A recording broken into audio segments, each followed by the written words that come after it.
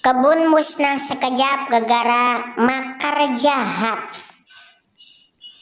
Assalamualaikum warahmatullahi wabarakatuh. Bismillah, alhamdulillah, hamdan katsiran thayyiban mubarakan fi, hamdan yuwafi ni'amahu wa yukafi mazidah. Allahumma shalli wa sallim wa barik ala sayyidina Muhammadin wa ala alihi wa ashabihi, amma ba'du. Al-Quranul Karim sepertiganya adalah kisah, sebagaimana hal itu disampaikan oleh para ulama. Pernyataan itu menunjukkan betapa pentingnya memahami sejarah di dalam kehidupan untuk membangun masa depan. Mari sejenak kita berselancar dengan kisah sang Ashabul Jannah, si pemilik kebun, yang Allah ceritakan di dalam surat Al-Qalam. Kisah ini diwahyukan kepada Rasulullah Shallallahu Alaihi Wasallam pada masa-masa awal saat mengawali dakwah sebagai utusan Allah di Mekah. Saat itu Rasulullah Shallallahu Alaihi Wasallam mulai menghadapi gangguan dan celaan dari orang-orang musyrik yang menentang dakwah beliau. Allah menceritakan kisah ini di dalam surat Al-Qalam ayat ke-17 hingga ayat ke-27. Ayat yang ke-17 inilah satu-satunya ayat yang menjelaskan maksud Ashabul Jannah dengan makna para pemilik kebun. Sementara dalam banyak ayat kata Ashabul Jannah merujuk pada makna para penghuni surga sebagai lawan dari Ashabun Nar. Bagaimana kisah Ashabul Jannah dan apa yang bisa kita ambil pelajaran darinya?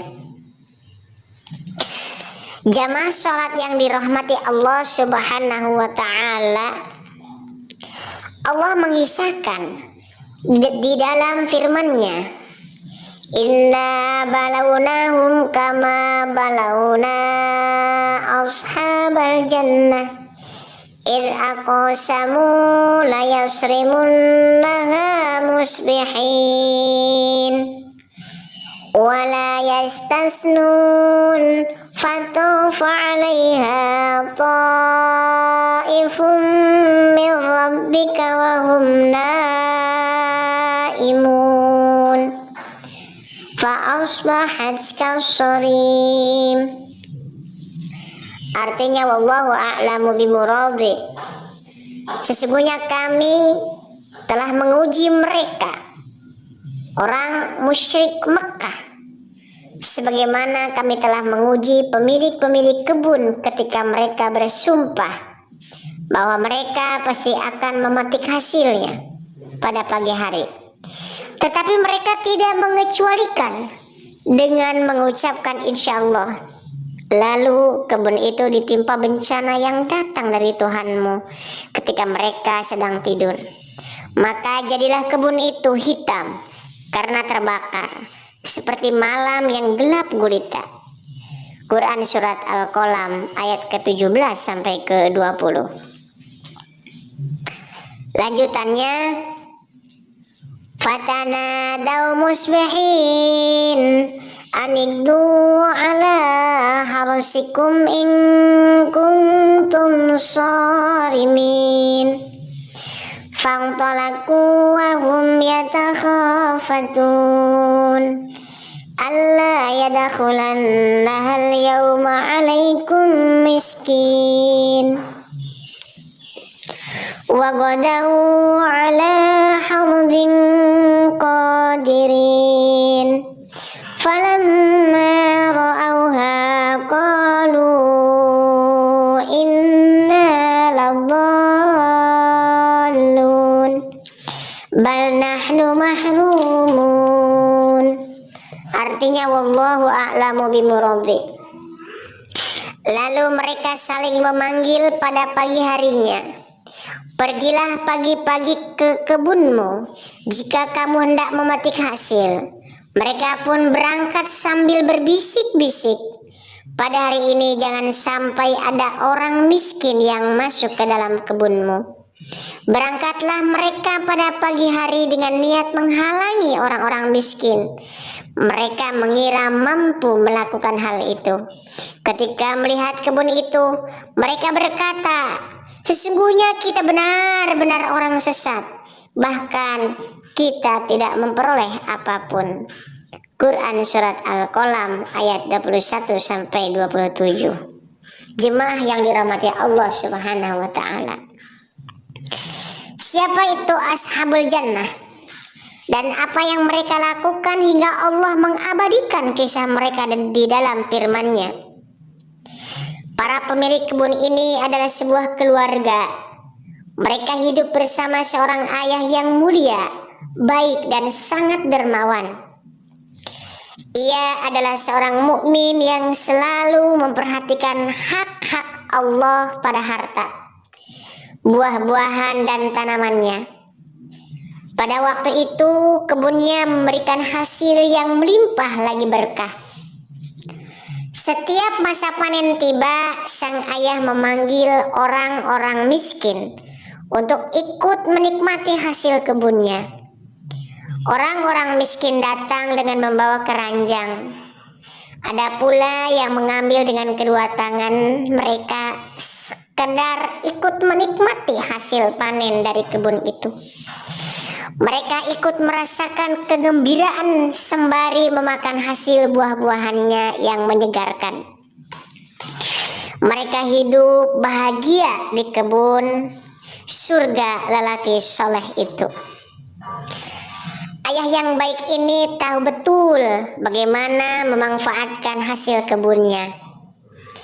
Sebagian hasilnya disimpan untuk kebutuhan keluarga dan perawatan kebun, sedangkan sebagian lainnya ia sedekahkan. Singkat cerita, lelaki yang soleh ini, ayah dari para pemilik kebun ini wafat tepat menjelang waktu panen tiba. Anak-anaknya pun memakamkan ayah mereka dengan baik. Mereka sedih dan menangis atas kematian sang ayah. Akhirnya anak-anak inilah yang mewarisi kebun dari sang ayah. Dan mereka inilah yang dimaksudkan para pemilik kebun atau Ashabul Jannah. Jemaah yang dirahmati Allah Subhanahu wa taala. Musim panen kian dekat. Ketika fajar menyingsing dan suasana pagi yang indah, mereka Ashabul Jannah pergi ke kebun guna mempersiapkan segala sesuatu untuk menyambut musim panen. Mereka menyambut musim panen dengan kebahagiaan karena hasil buah-buahan yang begitu melimpah ruah.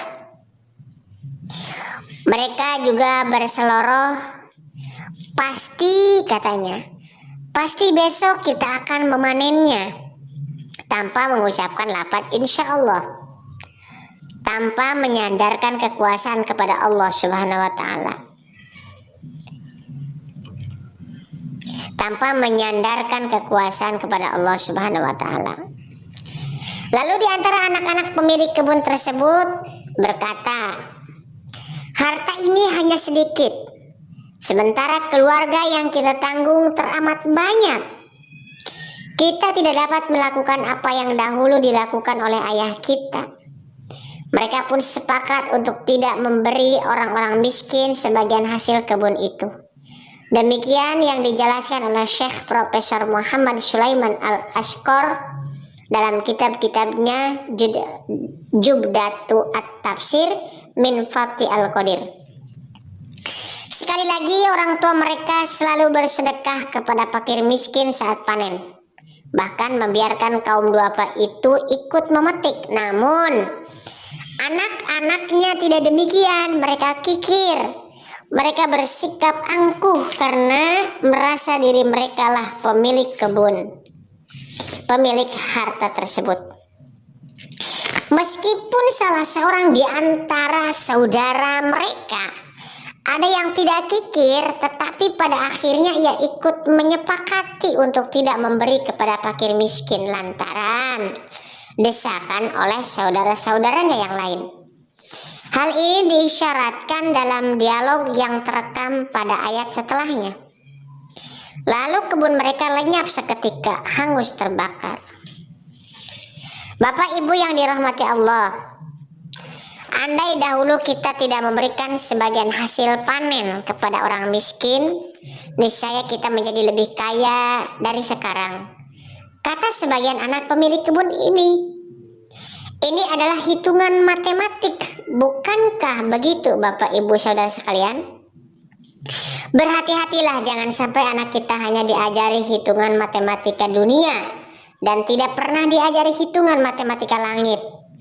Padahal Allah lah yang memiliki kekayaan di bumi dan di langit, serta seluruh isinya. Kita perlu mewaspadai logika akal yang hanya mampu menjangkau hitungan untung rugi duniawi. Seperti anak-anak para pemilik kebun ini, mereka pandai berhitung. Jelas mereka tahu hitungannya.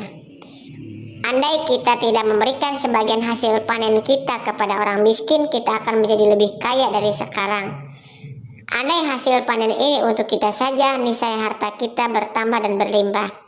Kalau kita bersedekah, pasti harta ini berkurang. Ini logika mereka, logika daripada anak-anak tukang kebun itu. Padahal Rasulullah Shallallahu Alaihi Wasallam telah memberikan gambaran logika yang benar, yang seolah bertentangan dengan akal pikiran manusia. Dari Abu Hurairah, Rasulullah SAW bersabda, "Ma naqadat shadaqatun min mal," yang artinya tidaklah sesuatu pemberian sedekah itu mengurangi banyaknya harta. Hadis riwayat Muslim nomor 2588. Bapak Ibu yang dirahmati Allah, inilah awal petaka yang menyebabkan para pemilik kebun kehilangan keberkahan. Bahkan mereka kehilangan kebun dan gagal panen. Keindahan kebun mereka lenyap saat mereka tidur. Kebun mereka terbakar, hangus tak tersisa. Padahal esok harinya mereka bersiap akan panen raya. Pada akhirnya mereka menyesal, mereka tidak bisa panen. Hilanglah rezeki yang mereka nantikan sepanjang tahun.